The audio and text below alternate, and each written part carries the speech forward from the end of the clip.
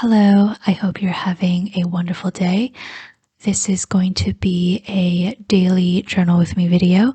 I think I filmed 3 days of this week. Yeah, 3 days.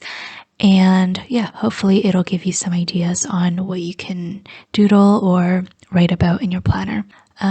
Two things. One is I am still on my quote unquote finish a washi roll challenge. I have been using this fountain pen Emotis washi for the past 2 months, every single day in my daily spreads, and it's still going. It doesn't seem to want to end, and at this point, I'm just too stubborn, so I'm gonna keep using it until I finish this roll. So yeah, that's why all of my spreads in the past 2 months, they have been looking pretty similar. I will say it's kind of nice not to worry about which design I want to use on a particular day, because I know that I'm going to be using this beige fountain pen Emotis washi tape every single day. But in seriousness, I have been enjoying this challenge. And then the second thing is, in the month of October, I started doing daily prompts. This is what you see at the very top of my journaling spreads. It's kind of like boxed off every day. And this is actually my first time doing like a 30 or 31 day daily prompt list. And I got a lot of questions about where my prompts are from. I genuinely just Googled August. I genuinely just Googled October prompts. And I think this one is like even from 2022. So I really wasn't picky about it. I don't have like a wonderful source of prompts. The point really for me was to kind of challenge myself every single morning. I did find that in the mornings when I did my typical journaling spreads, I didn't have too many things to write about, obviously because the day just started, and it just kind of got a little bit repetitive and pointless. So I feel like starting the day off with an actual prompt really helped with actually writing something with substance, and also just prompting myself to reflect a little bit on myself and my life. I will say I find a lot of journaling prompts to be very cheesy. Like, for example, do you bottle up your emotions, or what makes you angry? I don't know, stuff like that. I just find it a little bit cringy. No offense intended. But because I never really did prompts before, it was nice to kind of challenge myself and answer these questions, even though they made me cringe just a little bit. Okay, let's talk about what I'm actually doing. If you frequent my videos, you would know my general Hobonichi cousin daily spread layout. On the left portion, I typically just write down my to-do list. Sometimes I section it off by categories. Sometimes it's by time of day, and sometimes it's just all compiled together. And then for the bigger right portion, again, I'm starting each day off with the journaling prompt for the day, which I wrote the entire list on the title page of October, so I can refer to it very easily. And then for each of the prompts, I make a little doodle, I box it off, and then I use my wonderful fountain pen Emotis washi tape. And then underneath that, it's basically just a free-for-all, just whatever I feel like doing for that day. And for this one, I wanted to do some brainstorming for Cyber Monday digitals. Every year for Cyber Monday, I release a new set of digital clip arts for purchase. Typically, all of the clip arts are surrounding a theme and color palette, so I was just doing some mind mapping for that.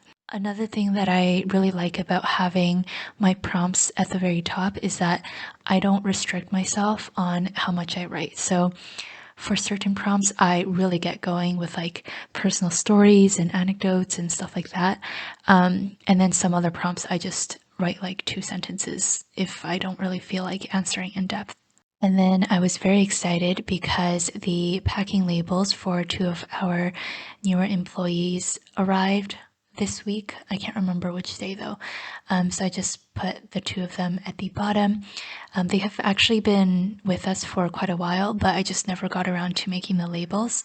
So if you have gotten orders in recent months and the label said packed by assistant Tater, then it would have been either Angela or Koi who packed your order, but now they have their own labels, so you will be getting their headshots very soon. Okay, then moving on to Thursday, my fountain pen was running out of ink, so I am just quickly refilling that. I'm using the Diatramentis Document Black ink, and this is also the Leonardo Momento Magico fountain pen in extra fine. I don't think I mentioned that in the beginning. I'm gonna go on a little tangent about this pen. So why did I purchase this? Oh, right. I think it was for two reasons. One was that I signed the lease to my new office space, and then I also went through a breakup during this time. So it was just kind of like a retail therapy / congratulatory gift to myself. This was like months ago. And I was very hesitant about it because it is a pricier pen. But I will say I have been using this pen every single day for the past few months, and it is just amazing. I still, of course, use my other fountain pens. They are all my children. But this one is definitely the one where I ink up with this sturdy black ink and use it like a workhorse, and I love it so much. I do get quite a few questions asking what fountain pens I recommend for beginners. I have an entire fountain pens 101 video, which I will link down below. But just to answer any questions, if you are trying to get into fountain pens but you don't want to spend hundreds of dollars on one, I always recommend the Twisby Eco in extra fine or fine. It's about $30 and it's, in my opinion, one of the best starter fountain pens out there, and I still use it myself. I can honestly talk about fountain pens all day, and I wish I had more real life friends who used fountain pens. Sorry, I want to talk about one more point about fountain pens. I really like using fountain pens, especially for my journaling spreads, is that with fountain pens, you don't need to press down on the paper for the ink to come out. It just comes out.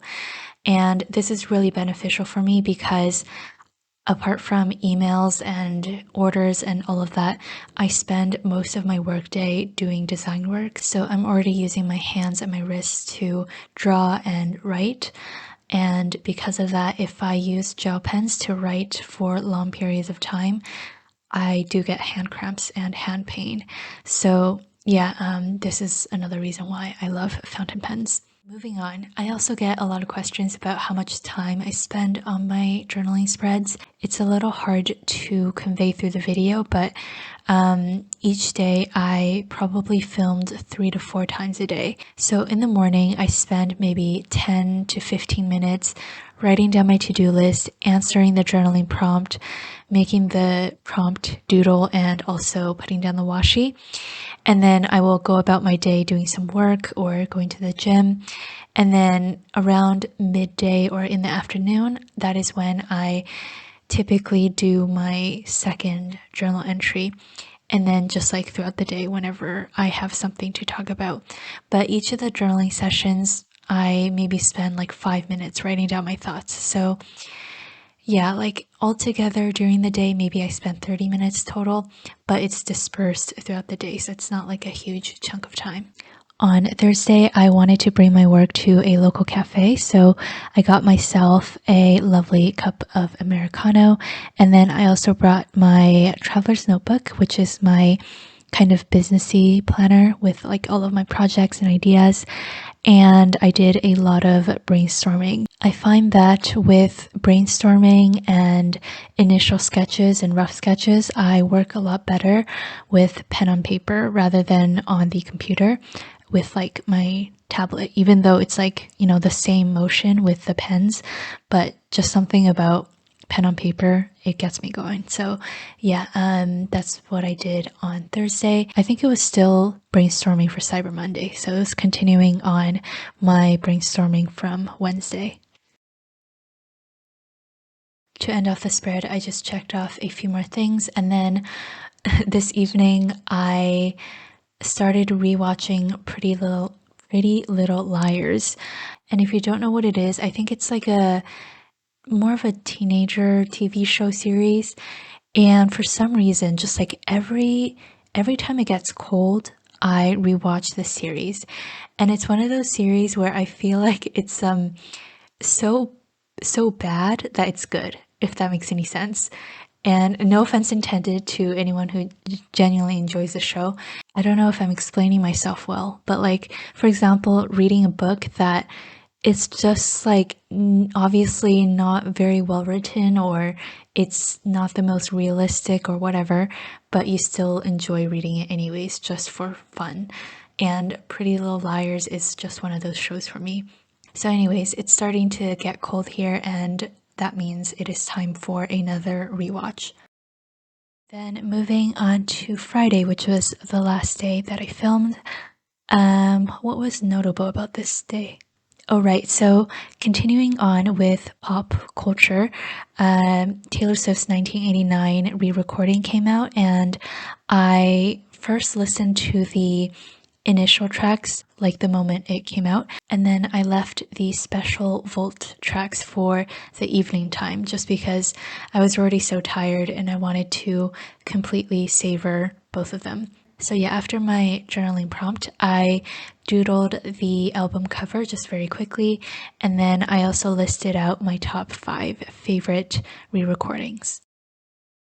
And then I think the only other notable things that happened on Friday was that I got a new soup bowl in the mail. I was very excited about it. It was on sale and it's a very pretty color, and I have since had soup in it and it was very good. So, yeah, and then the second thing was I ordered some electrolyte packets for my upcoming trip. I always just like having a little bit of electrolytes in my water when I can. And then I think I spent the majority of my Friday evening just working, designing, and also cleaning the house. So eventually I put down a cleaning emoji sticker. I think that's really all I have to say in this video. I do hope you found some inspiration for your own spreads. I know a lot of you are jumping into the Hobonichi cousin for the first time next year, and I'm very, very excited for you. So anyways, I hope you have a wonderful day, and the next few weeks are going to be kind of strange with videos. They're going to be pre-filmed videos while I'm on my trip, and then after that you're going to get journaling vlogs of my trip. So yeah, I will see you then. Bye!